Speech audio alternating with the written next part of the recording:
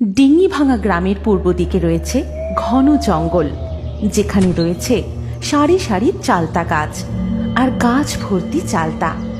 যেই চালতা মাটিতে পড়ে পচে নষ্ট হলেও সেই গ্রামের মানুষ চালতার স্বাদ প্রায় ভুলতেই বসেছে, কারণ এই ঘন জঙ্গলে গ্রামের কোনো মানুষ আসতে সাহস পায় না।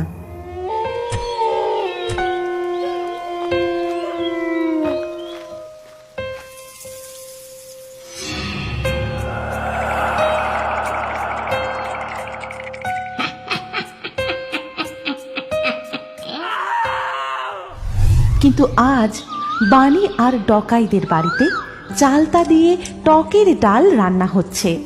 ডকাইয়ের মা সব রান্না শেষ করে ছেলে মেয়েকে ভাত খাবার জন্য ডাক দেয়।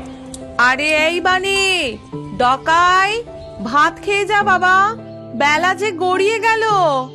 আয় দেখবি, আয় আজ তোদের জন্য কি রান্না করেছি। টকের ডাল, কতদিন টকের ডাল খাইনি। মা, আমাকে কিন্তু দিদির থেকে বেশি দেবে। না মা, ভাই সব সময় এরকম করে, তুমি আমাকে বেশি দেবে। আচ্ছা বাবা আচ্ছা, তোরা দুজনে এবার শান্ত হয়ে বস তো। কিন্তু তার আগে আমার একটা কথার উত্তর দে, তোরা দুজন চালতা পেলি কোথায়? গ্রামের ওই চালতা বনের দিকে তো কেউ যাওয়ার সাহস করে না। আর কাল গোটা সন্ধে তোরা কোথায় ছিলি? জানো মা, কালকে চালতা কুড়োতে গিয়ে কি হয়েছে? এই দিদি, মাকে কিছু বলিস না রে, মা খুব পেটাবে। এই তুই চুপ কর তো। বানি, বল কাল কি হয়েছিল? বানি তখন তার মাকে সমস্ত ঘটনা খুলে বলে। কাল যখন আমরা চালতা বনে চালতা কুড়াচ্ছিলাম, তখন হঠাৎ ওই ডাইনি হারিকেন নিয়ে বেরিয়ে এলো। আর জানো মা, ওই ডাইনি বুড়ি গ্রামে ঢুকে যাকে দেখতে পাচ্ছে তাকেই তুলে নিয়ে যাচ্ছে। জানো তো মা, ওই ডাইনি বুড়ির জীবনে অনেক দুঃখ, কালকে আমাদের সব বলেছে। আর ওই ডাইনি বুড়ি চোখেও দেখতে পায় না, শুধু হারিকেনের আলোতেই দেখতে পায়।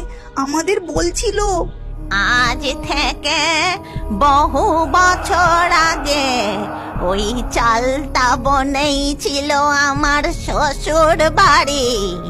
গরিবের মেয়ে হওয়ায় আমার শাশুড়ি মা কোনো দিনই আমাকে পছন্দ করতেন না।